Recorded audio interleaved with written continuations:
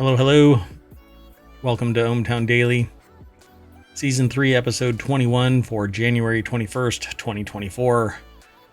Today we're going to be talking about lunar lawn darts, ancient power unlocked, fusion future, farm life of martial artists, around-the-clock plan, lunar lander story-driven sequel, Poke America becomes world's pal, Malaria Parasites, because why not, it's 2024. Solar panels get cheaper. Set phasers to level 3. Let's get into it.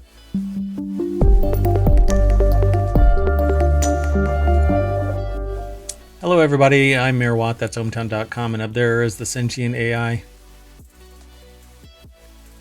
Good evening, ohmTown citizens. Maybe a little laggy. Maybe not technology-wise. Maybe programming-wise. Yeah, maybe a little drunk there. So it's 5 o'clock somewhere. Enjoy them if you got them. 10 articles all ready to go. We are back from our time travel trip. There's a VOD for the 19th, January 19th. We're making up for the fact that Mayor Watt had to become unavailable for a few days. Long involved story. Once I spin up the OnlyFans ohmTown After Dark channel, I'll explain what happened. Don't hold your breath. Let me just say, if you're into feet pics, you might be into the pics that I've got. Just no. Let's get into it. I think I actually blew out the mic just now. That's okay. Let's go. First article is over in the Mobile Channel. The U.S. space company upbeat on next moon mission despite lunar lander's demise. Lunar lawn darts, it is. The head of the American space company, whose lunar lander failed this week in its mission to reach the moon, expressed optimism Friday that the next attempt would achieve its goal. Imagine if people are reluctant about this guy or person, right? But they were like totally cool with what's his face? Elon Musk, because he's like, oh, it's only a couple $1 million or $100 million or whatever. Yeah, Right. it's taxpayer He's like, dollars. what the heck? D-bag. We're failing. Yeah, exactly. Yeah, asshole. I get asked, why do you have such a problem with Elon Musk? I don't know, because he's a sociopath and a douchebag. Hey, we're only 3 minutes into the show. You want snark? You come to ohmTown Daily News Show. So this article is actually over at phys.org. So the lunar lawn dart, the lunar lander failed, but it was an issue. It looked like there was a bent part and some damage was done. It's kind of interesting that I don't think that it was addressed that there was damage. They just said that there's a fuel leak. No, I don't think so. Just right? that it didn't achieve its mission. Yeah, and other places said that it was a fuel leak and that it didn't have enough propellant now and that it was going to eventually just spin out of control and deorbit. So they say I'm more confident than ever now that our next mission will be successful and land on the surface of the moon. More confident than ever now that our next mission will be more so you weren't very confident that this mission was going to land? Apparently not. I mean, it's a gamut. This sounds actually similar to other companies. Right? Astrobotic CEO John Thornton, maybe budget Elon Musk, told a news conference highlighting challenges his team had overcome in the unexpected but very exciting mission. Astrobotic's Peregrine lander had launched on January 8th under an experimental new partnership between U.S. Space Agency, NASA, and private industry intended to reduce costs for American taxpayers and seed a lunar lander. So come on, Astrobotics, I'm actually in your corner, even if I am snarky about your verbiage, because I really want Elon Musk to... Well, I want some competition. Suffer from competition. There's the right phrase. I want competition to make things better less expensive, open up opportunity. But the lander apparently experienced an explosion shortly after separating from its rocket and was leaking fuel, damaging its outer shell, as well as making it impossible to reach its destination. This is what I was talking about. That's the damage. But they never called it. They never referred to the damage, really, in everything that I was reading. Maybe I just skimmed over it, but they always talked about the leaking fuel, the leaking fuel, the leaking fuel. Yeah, well, it's because it kind of boomed in the wrong way. It boomed sideways instead of down. Thornton called it a difficult moment, saying the problem likely stemmed from a faulty valve and that a full investigation would be carried out. Good luck. It's up in space. We'll see you when you get it. But he remained upbeat about the mission because nothing says confidence like a person falling into a well of depression that their multi-million-dollar operation blew up sideways. Of course they're going to be upbeat about the next mission. It wasn't their money. They have to be for funding. Yeah, no shit.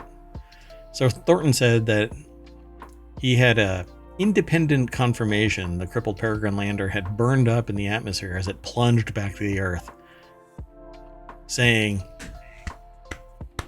it's not my money.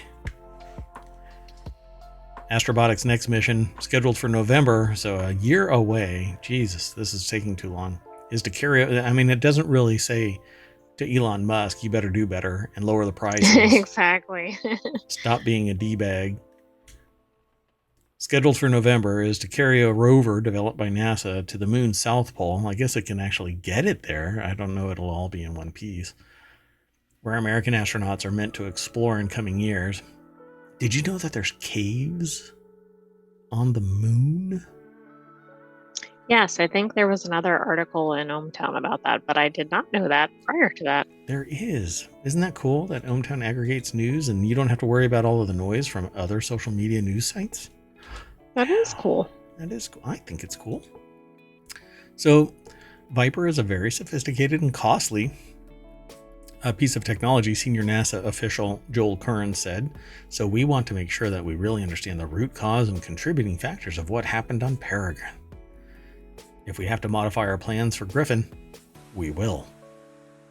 Oh, what time is it? 6:48 p.m. on Sunday, the 21st.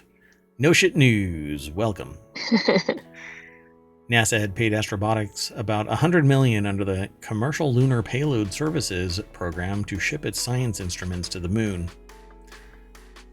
Things went that way and didn't quite happen. So I guess $100 million just got pissed away, but we learned a lesson. Make sure your valves work.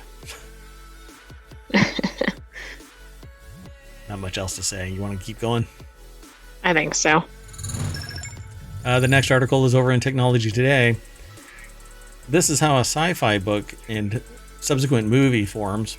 Ancient power unlocked. Scientists discover 2.5 billion year old bacterial energy source. Oh God, bad. Bad scientist delivering a bad bat to a wet market as a test, I think. Biologists from Constans, which sounds like a villain in a Marvel Cinematic Universe type of movie, have unveiled a unique and ancient phosphorus-based bacterial metabolism. Central to this discovery are 4 elements. Let's talk about this. SciTech Daily, University of Constans. Is it Constantinople?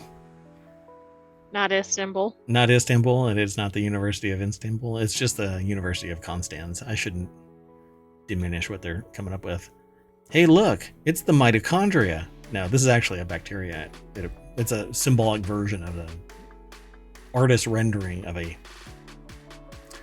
So in the late 1980s, scientist Bernard Schenck, which is the sound that a sword makes when it's withdrawn from a sheath or scabbard, predicted that a microorganism could produce energy from phosphite. Decades later, a new species was discovered in a sewage plant, back to the horror movie, which proved his theory. This organism, which forms a new genus of bacteria, uses phosphite oxidation for energy, a process that could date back 2.5 billion years, providing insights into the early biochemical evolution and potential life in extreme environments.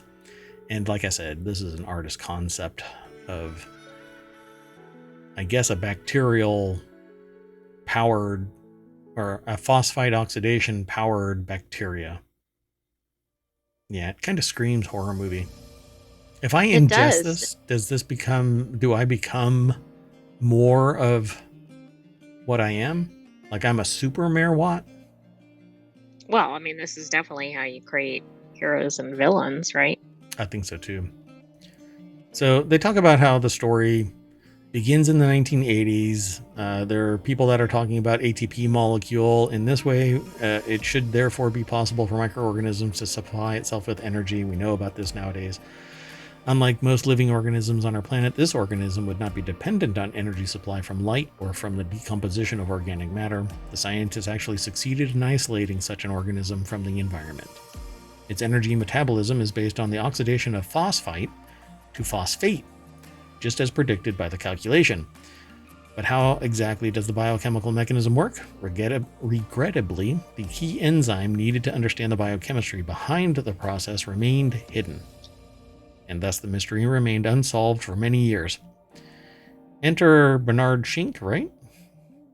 Professor at the Limnological Institute of the University of Konstanz.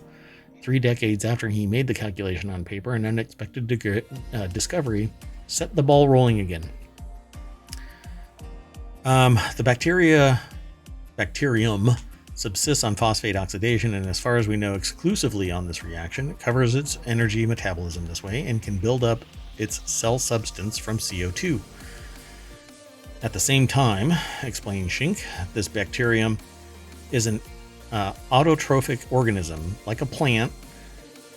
It does, however, not need light like a plant. That's because of the phosphite oxidation. So it gets its power from turning a phosphite into a phosphate. Surprisingly, it turned out that the bacterium is not the only new species, but actually forms an entirely new genus of bacteria.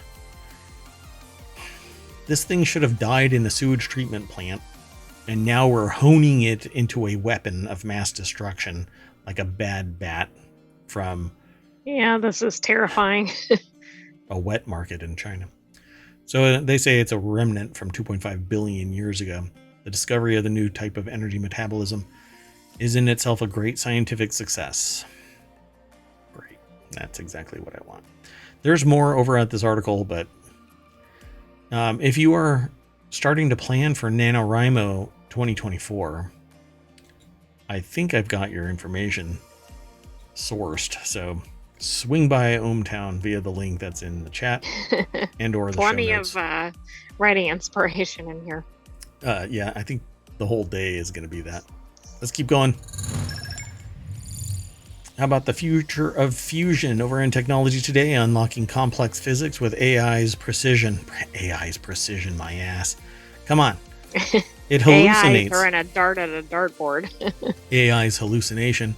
Neural networks guided by physics are... I poo-poo it, but I have a lifetime subscription to an AI service. So I'm now, not is that actually a lifetime, or is that just a few years? It might be just a few years based on what everybody talks about lifetime meaning.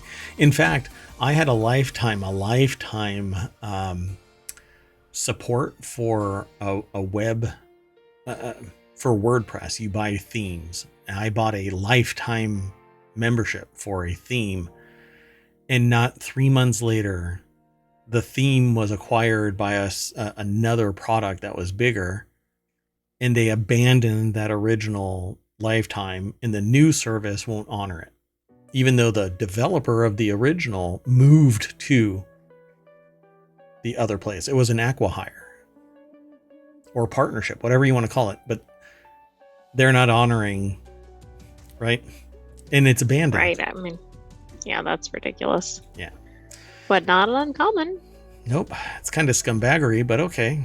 You know, if you knew that you were going to get acquired 3 months later, I wouldn't have purchased it because I just wasted money on you, you asshole. Anyway, the future of fusion, unlocking complex physics with AI's precision. Neural networks guided by physics are creating new ways to observe the complexities of plasmas. Fusion experiments take place under extreme conditions with extremely high temperature. The article's over at SciTech Daily. It's the U.S. Department of Energy that put this article together over at scitechdaily.com. So it says, bridging plasma modeling and experiments. In response, researchers have demonstrated a novel way to bridge plasma modeling and experiments using pictures from cameras routinely installed in fusion devices. With an optical filter, the researchers developed a technique to infer electron density and temperature fluctuations. Fusion scientists can use this information in experiments to predict plasma fields in a manner consistent with theory. So this is kind of interesting, right? Yeah, absolutely. So different measurements different layers of data provide different measurements like plasma density, temperature, probing gas density, and just what the edge of the plasma is, and other data at the physics-informed neural network that parses all of the information and helps researchers develop a better way of developing plasma reactors. Predictive modeling of plasma turbulence in fusion experiments is challenging. They've used supercomputers in the past. They've used AI in the past, but there's these new iterations of artificial intelligence and quantum computers are kind of blowing the pants off of the historical development of knowledge around plasma. What was the name of the AI that did Jeopardy? What's its name? Oh, Watson. Watson was actually focused on doing this and medical research, finding comparisons between or incompatibilities between medications. What do they call that? Oh, contraindications. Contraindications. Thank you. And so that's what that was used for. And now we have even more superior AI. So using a custom physics-informed approach to machine learning, which is basically a knock-on of artificial intelligence, researchers developed a framework able to directly solve for plasma properties that are usually not resolved in the boundary of experimental fusion devices. It's predicting what fusion does with the right mathematics that a human can never freaking do. It's just not possible. So this allows scientists to predict how plasma fluctuations behave in experiments. They talk about confinement in fusion plasmas. It's pretty much the most important thing, because if you spin up a plasma and it's not adequately confined or managed, it can create a hot spot or ooze through the magnetic containment and then destroy the vessel that it's housed in. Then we have a sci-fi movie on our hands. Essentially for a moment, depending on what happens after that. But plasma, once it leaks, it cools, but the containment unit is damaged in the process. So innovative research from MIT. They talk about various papers. In the first paper, the researchers demonstrated how photon counts collected by commonly applied fast cameras can be converted into electron density and temperature fluctuations on turbulent scales using a novel physics-informed AI framework that combines experimental data with radiative modeling and kinetic theory. So application of science theory and application of the direct experiment. Then you get these novel insights, directly observable, the reality of plasma dynamics. So I think it's really interesting. They also talk about a second paper where they use dynamical information about the electrons in conjunction with a widely used plasma turbulence theory to predict electric field fluctuations. If the predictions match the laboratory test, then you know that your math is right. And if your math is right, then you're on the right track for other fundamental research. It's pretty neat stuff. Short of nuclear reactors, I think plasma is probably the next best step. For me, the goal would be a direct transfer from nuclear energy transmission, radiation, into electrons by capturing the ionizing radiation from, or I should say, the radiation from the nuclear vessel, instead of what it is today, which is superheating liquids. Like the steam power method right now. That's what it is, yeah. And so there's a huge waste there because it goes from a superheated nuclear vessel to superheated liquid to turn a turbine that cools the liquid, and then it gets pumped back into the nuclear vessel to superheat, etc. Right? So it's this big machine. But by the time it goes from the radiation core to the turbine, you're basically losing somewhere around 90% of the efficiency of the what should really the end goal be direct radiation to electrons, so that you have a 1-to-1 or near 1-to-1 ratio. Very little loss, but all the mechanical aspects of it and the thermodynamics of superheated gas, blah. It's very inefficient, but it's really efficient compared to something like coal. That's just a hot mess. Right, and it doesn't have the stigma of nuclear. Right. Yeah, plasma, definitely. Yeah. So I think that's where I would go. It's defensible, which means that you're not going to run, you don't have to worry about it so much. It's like nuclear power. I don't like hydropower because hydropower isn't defensible. Solar power isn't defensible. Wind generation isn't defensible, not in a real way.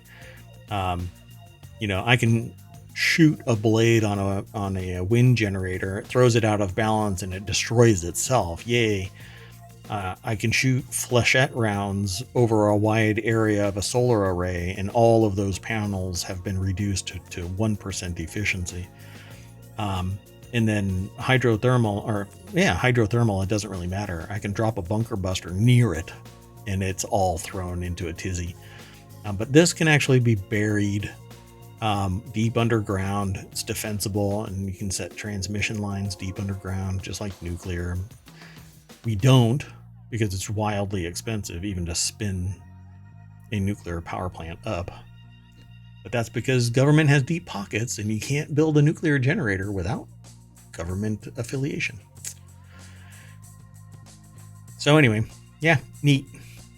And whenever I see stuff like this, I think of Iron Man.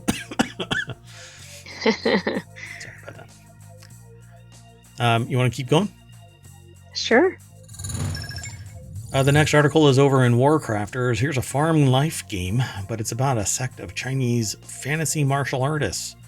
Farming game Immortal Life was just released from early access after a few years in development, bringing a unique spin on the genre of Harvest Moon Rune Factory in Stardew Valley. If you've ever wanted to spend your entire life pushing around a bunch of pixels, this is a game for you. Yifeng Studio Fam Life game is based on a sect of martial artists who, finding their home school devastated, resolve to build the Misty Valley into a place of learning and beauty. And China is really beautiful. I have to say, like all of the rural area of China, and it's a huge landmass. I mean, for crying out loud, it's just huge. So much beauty in there. So it's heavily based on the Chinese fantasy aesthetics of wuxia fiction and the or wuhai, I think. I'm not sure how to pronounce that. Wuhai. Fiction and the idea of cultivation or improving one's powers and spirit in order to achieve martial arts mastery and immortality. That's what our little segment. Go ahead. Did you want to say? Well, anything? I wonder if this is going to be mostly focused on farming or mostly focused on martial arts, or is it going to involve areas such as like feng shui, or Yeah, they already provoke. This is just chi. an interesting mix. Yeah, they already provoke chi in their key in the article. So use your incredibly potent ki to harvest grain really, really well. I like this. So this is an article over at pcgamer.com by Jonathan Bolding. Let's see if they have any pictures. There is a video up there. It's $17. It's called Immortal Life on Steam. Actually, it's called Immortal Life, but it's on Steam. I need to correct that. Otherwise, people are going to be searching for Immortal Life on Steam. Has a 20% off launch discount until January 31st. And let's see. I'm going to watch this and silence it, and we'll go through. I actually don't like really watching the whole video. Oh, I thought it was more isometric like Stardew Valley, but it's higher resolution based on what I'm seeing here. Yeah, it's more 3D than Stardew Valley and other games like it. And it's definitely couched in the farming aspect of it. You just have martial arts energy. And maybe you do think, wow, the fidelity of this is really great. You have a lot of motion. Seems pretty detailed in the visual. It's hard to explain, so you're gonna have to watch the video of the show. We're about, 26 minutes into the show. It's pretty neat. So I dig this, but I probably won't play it because it takes it's probably one of those games that requires just hundreds of hours to really embrace it. And yeah, there's combat, there's farming, there are the martial arts aspects, and there's some magic involved. It looks like fun. So yeah, gonna have to check it out. Immortal Life over on Steam. Go check it out. Let's keep going. I didn't throw this into the chat. Come on, Merwant. Every episode. The next article is over in Reality Hacker, which is our newest weekend show, Reality Hacker and the Continuity Report. Tonight we're going to be doing the Continuity Report directly after this show. So if you're hearing this now, come and stick around. An unknown company has a plan to change smartwatches forever. You won't know this company's name, but you need to know about its plan to enter the smartwatch market because it could change it forever. Okay, how could the company that nobody's heard of really compete with some of the big players? I don't know. Make it really inexpensive and feature packed. And then have an ecosystem that springs up out of nowhere and supports it as effectively as the App Store for Google and other Android watches, and or the entire ecosystem around Apple, the juggernaut of the smartwatch market, for crying out loud. There's a lot of smartwatches out there, but none of them, in my opinion, compete at the level of the Apple Watch. And I'm not really a fanboy of anybody, but I will hype up the benefits of a particular piece of technology because I find value in it. But if something better were to come along, I would jump ship for a smartwatch if it is superior, but it needs to really raise the bar. So maybe this upstart will actually do it. Let's find out. Did I throw this into the chat? No, I'm going to do it now. Here you go. Doink. So the article is over at Digital Trends. Andy Boxall put the article together. It looks like a swatch. It looks like a swatch. That's interesting. It really does. I don't know. They call this the Diesel on Fade Light by Mad Dog Jones smartwatch. All right. If you're not in smartwatches today, especially as a traditional watch manufacturer, then you are the way that you get the right product for your customer. Then we are the wait. Let me rephrase, or let me requote this. Quote, if you're not in smartwatches today, especially as a traditional watch manufacturer, then we are the way that you get the right product for your customer. This is how Steve Prokup, co-founder of Mijo Connected, describes the firm's business, and it has the author, again, it's Andy Boxall, over at Digital Trends, seriously intrigued and excited about the future of smartwatches. This is all from their article. Prokup had a call at CES 2024, and although probably haven't heard of Mijo Connected, I think it's Mijo, and it likely won't be a name on an actual product you buy in the future, that does not mean you should ignore it. And so they talk about it. It's picking up where Fossil left off. Prokup has considerable experience in the world of wearables, having worked as the head of hardware at Pebble. I actually kickstarted the first Pebble before heading to Fossil, where he worked as vice president. Miho Connected's other co-founder is Hai Win, who also worked at Fossil on product management and research and development projects. So they're doing what they know, which is great, and they might have a better solution. It looks like they actually just create a white label smart watch, and then it gets attached to okay. other brands based on what it's sounding like. If that sounds like a familiar strategy. So it says, so what is Miho Connected and why should you care? It plans to build a wearable device platform that some very familiar fashion and luxury brands will eventually put their names on. So yeah, it's white label. He's the ghost kitchen of smartwatches, allowing them to bring out desirable, unique, and fashionable smartwatches that also have the right technology and software to back up the looks. Interesting. So basically it'll look pretty, but at the end of the day, it's the same tech everybody will have. You just have a pretty band and or bezel. Oh, that might get some appeal, particularly if people will start treating it as like a collectible. That's a really good name for a channel. Band to bezel. Oh, That's about watches, I bet. So y'all should go over to ohmTown and click on that under gadgets and technology. Band to bezel. It's right there. It's in the name. So yeah, that's all this really is.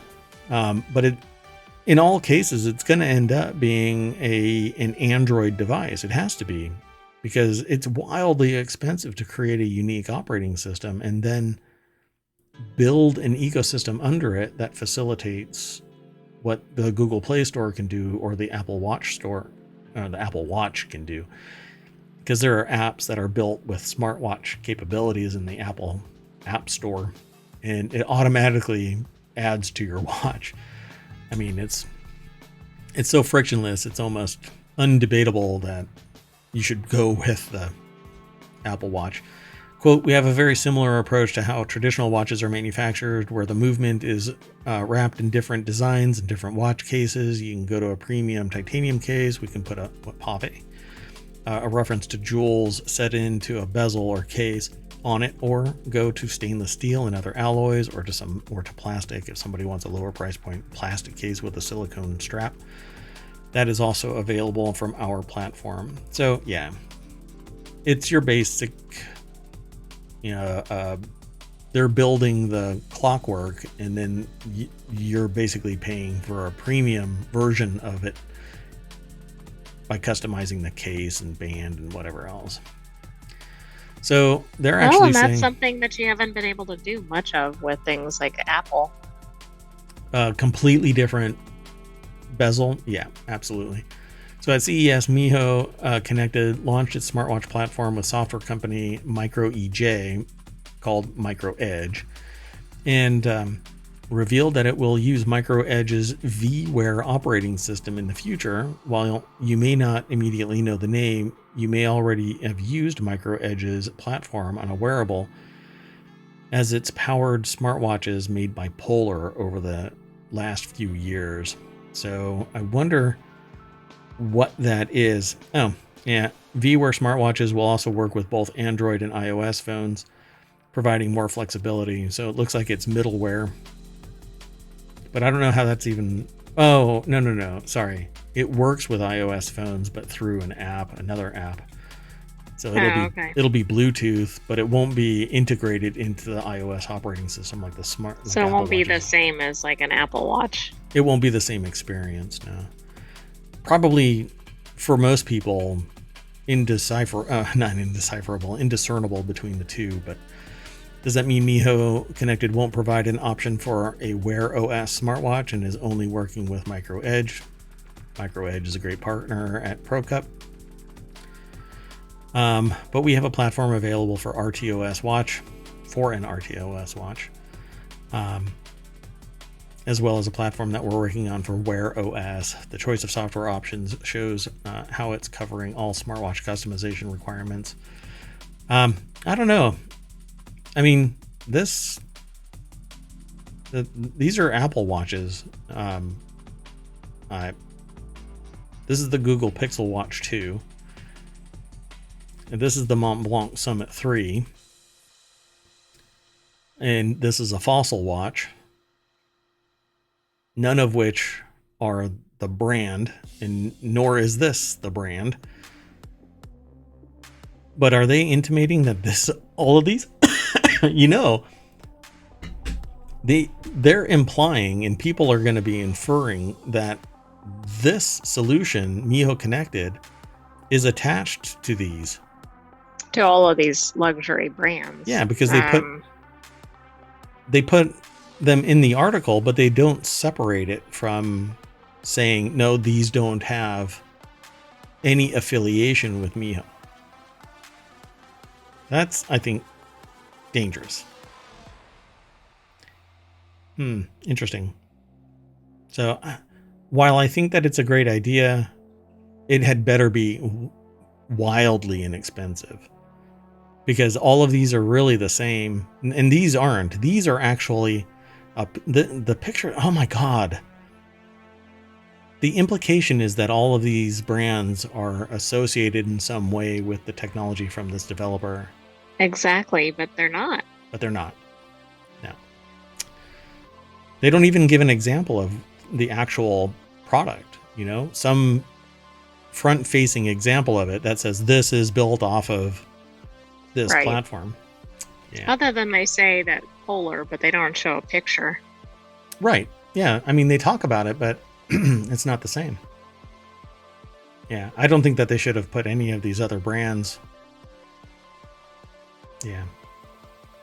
People will infer from this that it's associated with all of these brands, Mont Blanc, Summit 3, etc.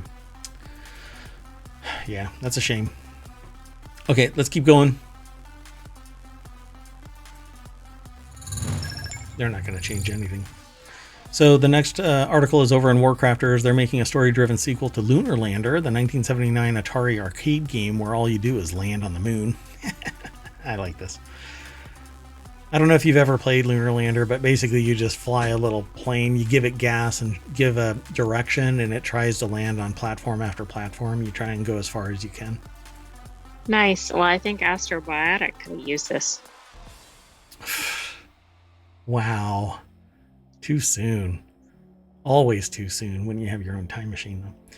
As someone who grew up with an Atari 2600, it sure is nice to be able to talk about an upcoming Atari game with positive anticipation. That's how they feel about Lunar Lander Beyond, a forthcoming sequel. Forthcoming sequel. I guess it's on its way to the past. No, on its way to the future. Sequel is the future, not prequel. To a game so old, it's developed a potbelly and taken up jogging. Ouch, that hurts. Never mind, I'm not going to say anything. The original Lunar Lander came out in 1979, and I was around to play it. And was Atari's first game to use vector graphics. It was also one of the first two games registered with the United States Copyright Office, the other being Asteroids, which is not what kept me from doing the show. While there have been several preceding games inspired by it. So let's take a look over at PCGamer.com. Jody McGregor put the article together. You can play the demo right now. I'm gonna go and look at it right after this show, maybe, because we have the continuity report after this to do. As someone who grew up in with an Atari 2600, I know firsthand that I liked Lunar Lander. This looks like a whole lot better. I don't want to play the demo. I don't want to do the video here. The campaign will have 30 missions and let you fly 4 ships. But in just this demo, the tone comes across clear. It's a parody of modern corporate greed on an interplanetary scale with a dose of space mystery to give it that sense of wonder. The author can't wait to play the full game. There's no release date yet, but you can try the demo on Steam right now. So Merwatt is about to just hang up on this call and go play Lunar Lander. What do they actually call it? Man, that sounds fun. Beyond. Did you have the Atari 2600? I'm sorry. Did you ask me a question about how old I am?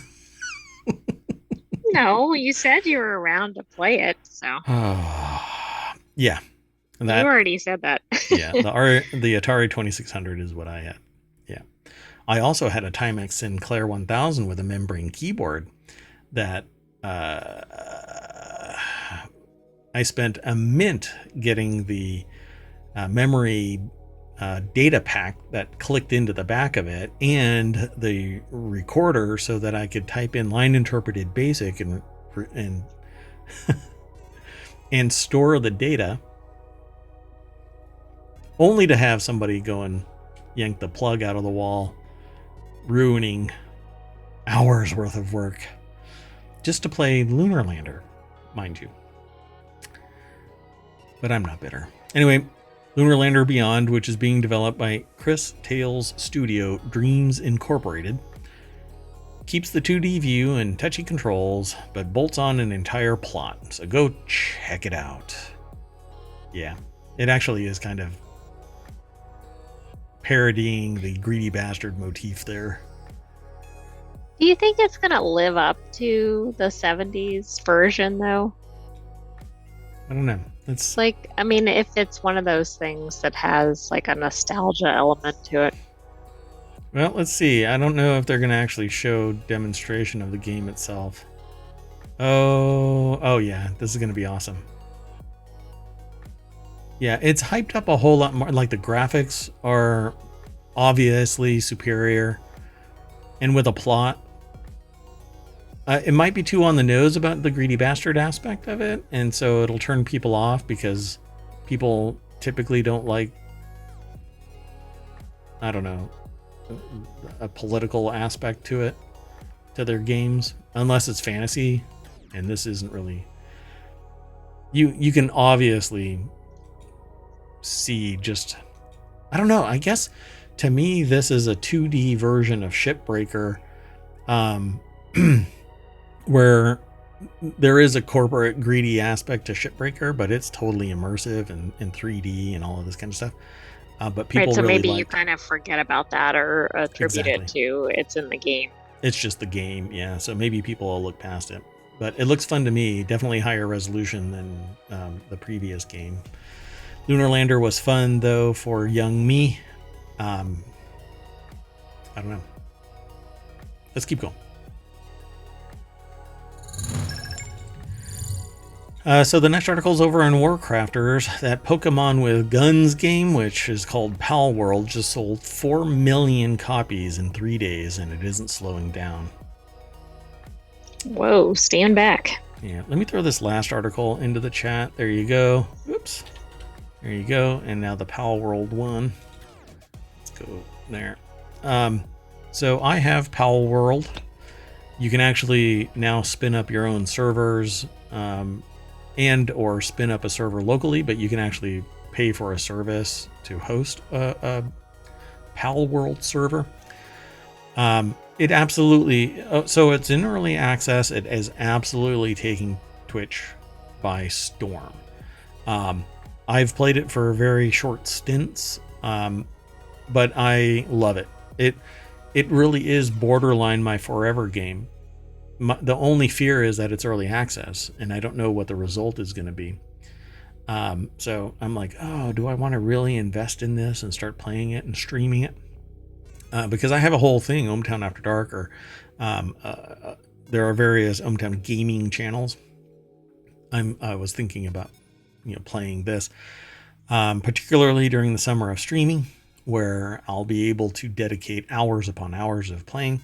But maybe Pal World will have already peaked and not that many people. That's true. So in you gaming, have to watch that's quite a ways out. Yeah. But by that time, we're going to have at least 2 more shows, and that means we'll have 5 total in the hopper. But in regards to Pal World, it is a blast. Basically, the way that I describe it is Pokamerica becomes World's Pal. Everybody loves it. 4 million copies. It's Pokemon with guns. So everybody is basically saying, oh, it's Pokemon America. And so I've just merged them together to Pokamerica. So former Nintendo president Satoru Iwata outlined a blue ocean strategy with selling the Nintendo Wii, which is to say it was designed to tap into an ocean of potential customers outside the usual gamer sphere. Well, it turns out that there is an untapped blue ocean of people who wanted Pokemon with guns, because the survival crafting Poke-like Pal World is selling so fast it's putting hotcakes to shame. The problem, I think, with all of the Nintendo stuff is that it isn't open to everybody, and Nintendo is slowly building up some negative response. I'd say rapidly. Because they're like suing people for posting videos and stuff like that about gameplay, and I think it's really just... What a way to endear yourself to your fans. Yeah, sue them. Ted Litchfield over at PC Gamer put the article together. It says Pikachu and a Glock, both with serial numbers filed off. A lot of the pals in Pal World resemble Pokemon, but they're not named close enough, and they don't look close enough to make it confusingly similar, but everybody is lining it up as Pokemon with guns. So I'm surprised. I think you showed me a trailer of that, and I said, is that Pokemon? Yeah. And a lot of people are doing that. So I'm really surprised that they haven't been sued out of the water, considering Nintendo is so litigious, I'd say. So how fast? Still be ahead, though. In 3 hours, they sold 1 million copies, is my understanding. So how fast is this rising to the top? The thing is already the 5th most played game in Steam's history by concurrent players just 3 days after launch. 3,000 more Pal Worlders at peak hours, and it'll unseat Dota 2, which is a massive fan base. While recent AAA heavy hitters like Hogwarts Legacy or my beloved Baldur's Gate 3 and Elden Ring trail far behind. Okay, that's astonishing. Sales-wise, they are printing money over at developer-publisher Pocket Pair.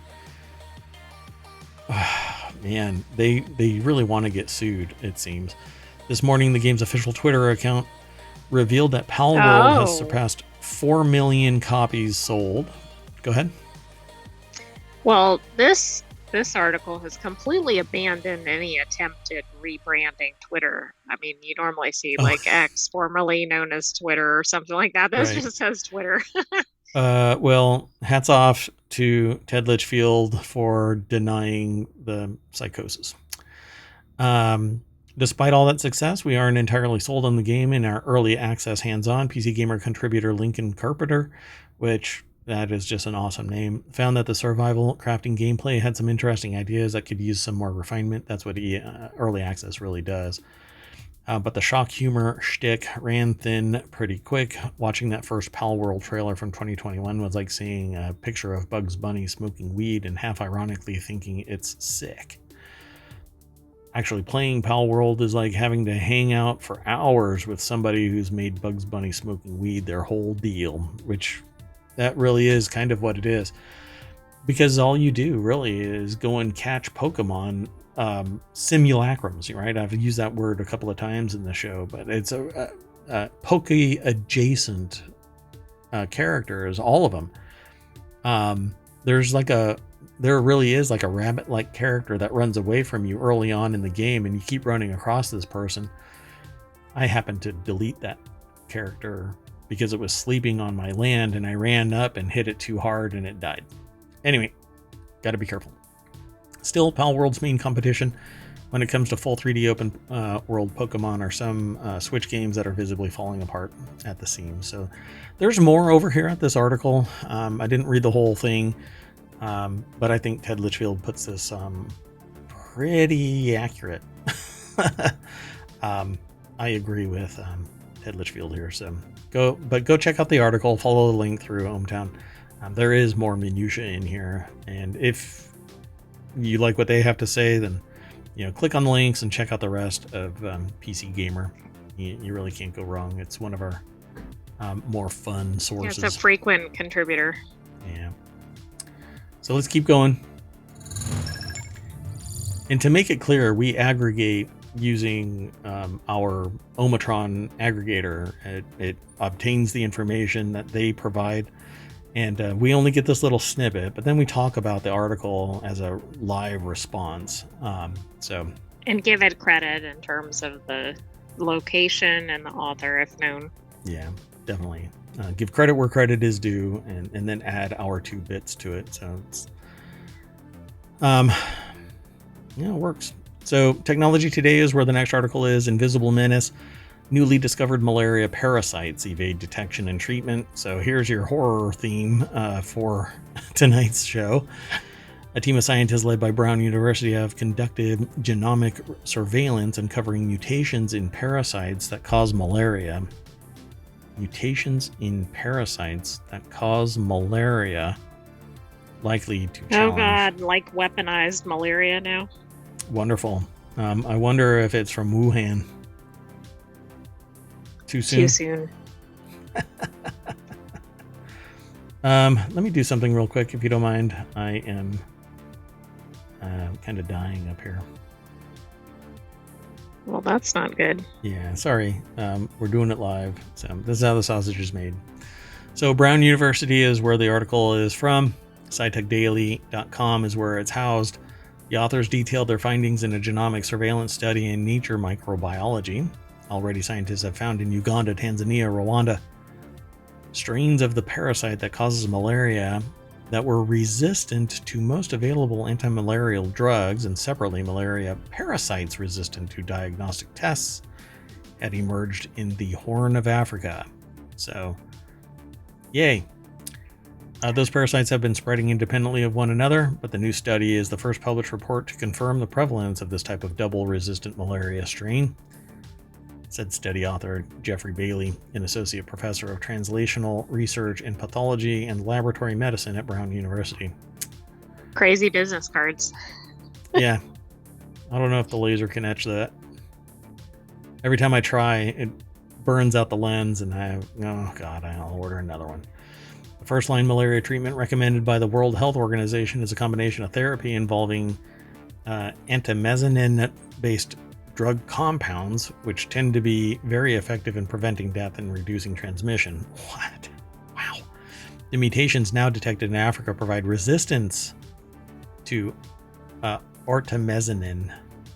Okay, so let's translate that. That stops death. Yeah. This doesn't work. Translates to death. Yeah. So it reduces transmission and prevents death. And the mutations now resist that effort. So, yeah, they're becoming less effective.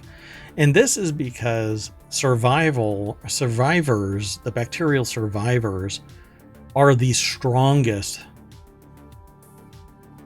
Right, versions. which may result in passing along Superior favorable traits, etc. Yeah. Yes. Yeah, superior traits of survival in the human condition or in a vehicle that can be transferred to the human. And we don't have the right resistance, so obviously we fall to malaria. Findings in malaria prevalence in Ethiopia, they found that 8.2% of drug-resistant parasites also carried the deletions of the protein-expressing gene that made them detectable by the diagnostic test. So now they have to find a different way of finding the malarial infection, because the gene that used to expose sneaky, them, right? Yeah, it's like, we're not going to find us. We're going to delete the gene but as we go through. This is the evolutionary, like, genetic wobble of survival. If the treatment was effective enough, it would have wiped it out entirely, but that's not what happens. Just like alcohol in hand sanitizer is 99.9, that means that 2 survive, and those 2 replicate their superior genetics, and then you're infected with something that can't be killed.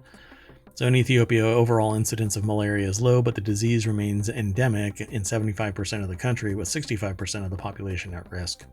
More than 5 million episodes of malaria occur each year. That's the overall incidence is low. That's a huge percentage of the population at risk. And they consider it low. Yeah. Okay, wait, the incident is low, but the population is generally vulnerable, is what I take away from that. Yeah. But it does seem weird together. Yeah. I mean, I think we understand Yeah, right? More than 5 million episodes of malaria occur each year, though. Come on, that's a huge amount. Yes, I don't understand why that's low. Yeah, Considered low. That still doesn't make sense. But I guess that's the difference between $100 million to somebody that's not a billionaire and a billionaire. They don't see it the same way. Right. I mean, if there's, 5 billion, I know there aren't 5 billion people, but anyway, my point is we don't know what the full context is. Yeah, so the ability to conduct genomic surveillance to monitor mutations while looking for new ones has greatly advanced over the last decade, Bailey said, in the emergence and refinement of next-generation sequencing. So his lab at Brown has pioneered high-throughput techniques to sequence many genes at once and has been collaborating on projects like the current study with research teams in other universities as well as health agencies in countries such as Uganda. So good on them. Find this stuff and kill it at the source. Killing the edge, it just isn't really solving the problem, or killing the bulk of it isn't solving it if two survive and it turns into a super parasite. Pretty wild. Okay. Let me throw, did I? Yeah, I didn't. I don't think you did. I didn't throw that into the chat. There you go, folks. Doink. So the next one, let me do the transition. Technology today, new advancement makes solar panels 2 to 4 times cheaper. And well, all that does really, I think, is open up the margin more. So let's just go straight on over. You can always do the DIY project. Get out. When did we do that? Was that in the time machine or was that yesterday's episode? I think that was in the 20th, but I'll double check that while you're going forward. So University of Michigan is where this is sourced from, but SciTech Daily is our source. That's where it's published. And it says perovskite solar cells like this one made by Shiwen Gong's group could make solar energy cheaper and more environmentally friendly because it's perovskite, but you have to find perovskite. Go ahead. True. So the DIY article was in the January 20th episode of Daily Show. So go look at yesterday's show. And there's this article that basically hypes up do-it-yourself solar panels, but it's not do-it-yourself. You're basically just soldering a bunch of solar panels that have already been made. It's like buy it. Yeah, buy it and lick the ends and stick them together. Yes, exactly. I think your toddler could probably do this. A discovery at the University of Michigan provides key insights into preventing rapid degradation of perovskite semiconductors. This advancement has the potential to lead to solar cells that are 2 to 4 times less expensive than current thin film solar panels, and thus create a large enough margin for big business to want to invest in solar cells because they'll keep the prices high, but lower the cost of production, so the margin is bigger and more money can go to the investors. And the consumers are definitely winning. Screwed. Remember the phrase, the era of cheap food is over.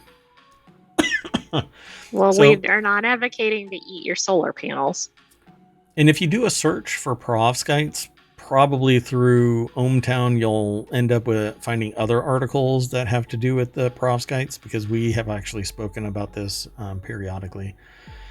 Perovskites may also be combined with silicon-based semiconductors that are prevalent in today's solar panel to create a tandem solar cell that could surpass the maximum theoretical efficiency of silicon solar cells. Silicon solar cells are great because they are very efficient and can last for a very long time, but the high efficiency comes at a high cost. To make high purity silicon, temperatures over 1000 degrees Celsius are needed, otherwise the efficiency won't be as good. I think what happens with the creation of high purity silicon is it gets turned into, it's a gas deposition method, and so it has to be vaporized and then it deposits. I think that's the process. I have to look again. It's been a while. The high temperature comes with higher economic and environmental costs, but while perovskites can be produced at lower temperatures, they degrade when exposed to heat, moisture, and air. So keep them out of your armpits. As a result, the lifespan of perovskite today is too short to be commercially competitive in solar panels. So their research aims to make it hardier. Dun, dun, dun. And that's pretty much it, right? Yes, it is. The armpits was an ad lib, though. Oh, right. Yeah, the article does not say anything about. So engineers already know that mixing defect pacifying molecules with into the perovskites can help lock up the uncoordinated lead, in turn preventing other imperfections from forming at high temperatures. But until now, the engineers didn't know exactly how a given molecule affected the hardiness of perovskite cells. So they figured it out. Pretty new. Pretty interesting. Let's see if they actually get into it. Yeah, they talk about additive size and shape. Heating the perovskite films to over 200 degrees Celsius confirmed that bulky additives help the films retain more of their characteristic slate black color and develop fewer structural defects. So they found additives to add to it to make it more robust and not fall prey to heat and moisture. Not as susceptible to armpits. Yes, that's right, because solar cells work really well in armpits. So pretty cool. Go check that article out. We've got one more article. And this is a big one because it's over at ohmTown Daily. Cancer vaccine with minimal side effects nearing phase 3 clinical trials. Melanoma cancer vaccine with minimal side effects nearing phase 3 in clinical trials, according to experts. I think this is a first. Yeah, minimal side effects. Minimal side effects. I knew somebody that had cancer in a place where they had to put little pellets. And they're like, hey, you can't stand too close to my crotch because I'm radioactive. And I said, don't worry, Wow. dude. That's never going to happen.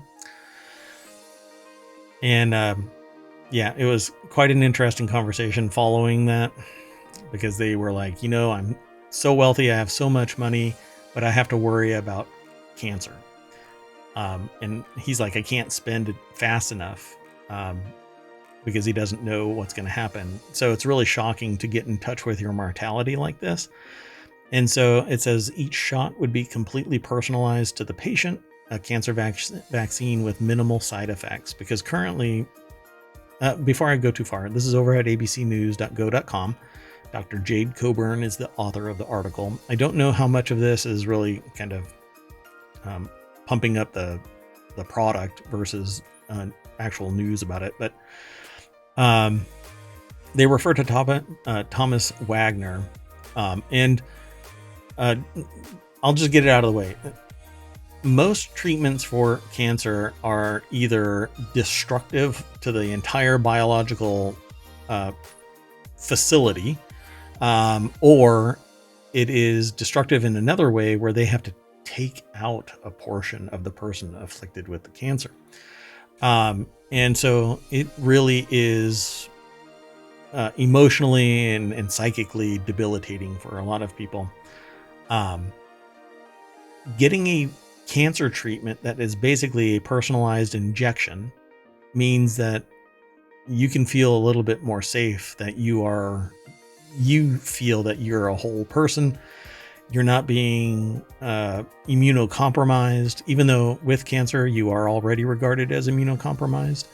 And the idea of getting a shot is a whole lot easier to digest than having to get little nuclear radiation pellets put in your body somewhere, or go through chemotherapy or radiation treatment, which sounds as, I guess, horrifying as it is. Right, so, people are almost more scared of the treatments than the actual condition, which is kind of astonishing when you think about it. Yep. And they talk about this. Many traditional cancer treatments, such as chemotherapy, work by killing off cancer cells, but it also kills off non-cancerous cells throughout the body. This can cause a range of side effects, including hair loss, nausea, vomiting, or may knock out a person's immune system. Not may. I know. I was like, may. I think that's pretty much a given too. It pretty much does. And so you have to worry about, and that's one of the challenges around COVID, is people went through treatment during COVID were massively more immunocompromised. So even a mask wasn't really enough safety for people that were going through the treatments. So typically cancer cells evade a person's immune system because it's recognized as that person's cells. Wagner developed a tumor lysate particle only, TLPO, vaccine that uses a person's tumor cells to identify particular parts that are then presented back into the body using the vaccine in a way that can stimulate their own immune system to gain the ability to detect these cancer cells like an infection, allowing the immune system to fight the cancer itself. Okay, this is really big. Yeah.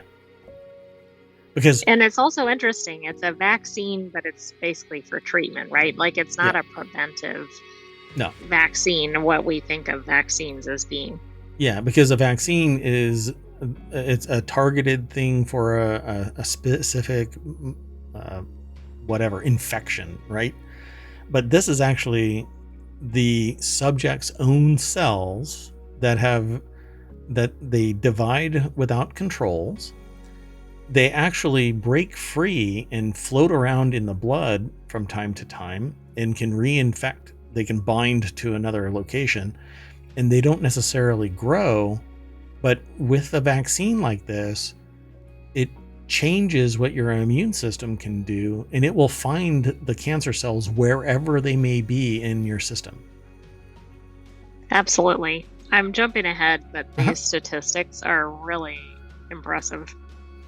So the most recent data presented at an academic conference showed that nearly 95% of people given only the vaccine were still alive 3 years later after starting treatment, and 64 were still disease-free.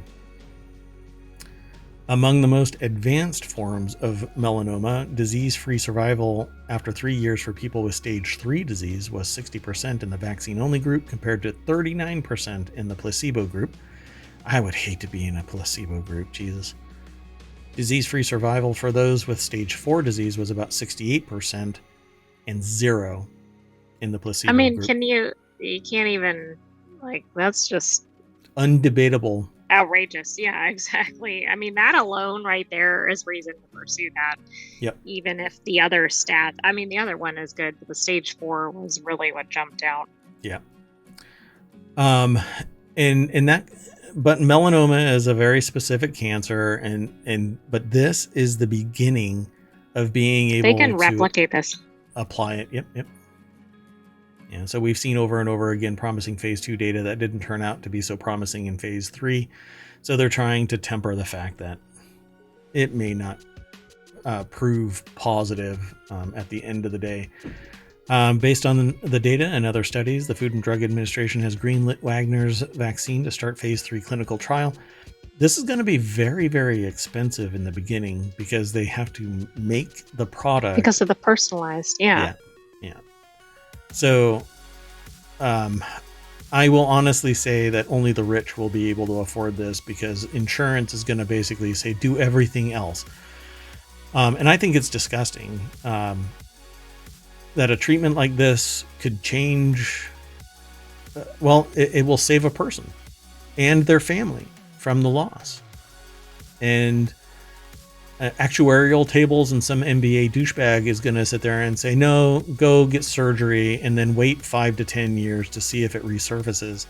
And frankly, I think that they're assholes.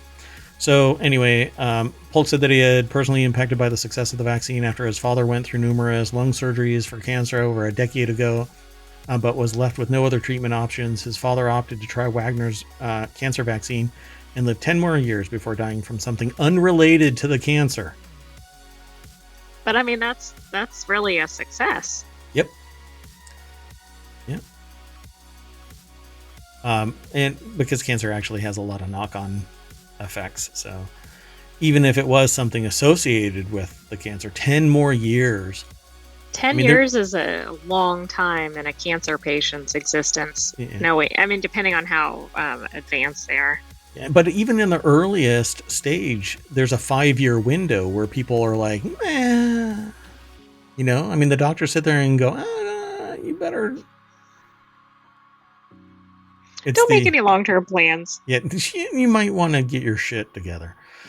So we won't. There's more over here at this article, but I can only gush so much. I really hope that this survives phase 3 clinical trials, and then gets adapted to. It shouldn't even and then get adapted. I think it should start now, and maybe it'll be effective to other cancers. If it is about personalization, then they can personalize it now, and the treatment could affect everything, anybody that has cancer, because it's not being detected by your immune system. It's going unregulated, and because the cancer cells don't die on their own, they just grow and grow and grow. So you need something to activate your immune system to detect this wonky genetic code that keeps them alive. I really think that cancer research should focus on that apoptosis element of it, where it can find that sequence and reactivate it. CRISPR type technology to chop out the broken apoptosis signal and have it basically commit suicide. I shouldn't have said that in the stream, because that's going to come back and bite me over on YouTube. But that's what it is. The cells die on their own. But anyway, that's it, folks. Talk about a ending. I mean, that's a roller coaster ride right there. Yeah. Because as you go deeper into the article, it talks about the impact of this stuff and cancer in general. So go check it out. I think that it's going to be amazing when this actually. I'm going to send all the good vibes I can that this actually survives phase 3 clinical trials. So good luck. Okay, well, that's it for ohmTown Daily for January 21st, 2024. I'm Mayor Watt. That's ohmTown.com. Oh, wait. Let me back up. Everybody get into the party bus. I can't abandon you. 10 articles deep. Main Street. In Main Street. That's right. So we get back into the party bus and we drive all the way back down. And there's always articles that are coming into ohmTown, the little segments, not the full article. We don't want to take away from the actual producers of news. We want to hype them up, promote them, and then send traffic over to them. Come back. We can talk about all of these articles. 10 every day in ohmTown Daily. And then there are subordinate shows like Reality Hacker, which is focused on the Reality Hacker news aggregation segment, which is right there. Although we may take it from other places where it has an application. And the Continuity Report, which is actually right there. And it might actually move later. I might throw it in entertainment. But anyway, that's all about TV shows and movies and other things. And it's focused. It doesn't have the breadth and depth of the ohmTown Daily show. And we've got 2 more on deck. We're already planning to kick off another 2 for weekend distribution and podcast. So be sure to follow us here on Twitch and over on YouTube and the podcast, and then go over to Discord and sign up. It's all in the show notes. I do have to do cover art for about 5 episodes because I was out of commission. Semi-expectedly, let's just say that what was planned for one day got moved dramatically faster. And yeah, I wasn't expecting it to move that fast. So anyway, without getting into it, thanks very much for coming and hanging out. We're going to reset this and do the continuity report in about 15 minutes. I know that we're running late, but we're having fun in soapboxing. And we did a makeup show that pushed us a little later. And the show, we're about on time, I'd say. About 30 minutes late. Okay, that's it. I'm Mayor Watt. That's ohmTown.com. And up there is the sentient AI that's very tolerant of Mayor Watt's shenanigans. So you want to say bye? Good night, ohmTown citizens. Be back shortly for a continuity report, and then be back tomorrow at 8 p.m. Eastern for the next episode of ohmTown Daily. True story. AI doesn't lie. Bye-bye.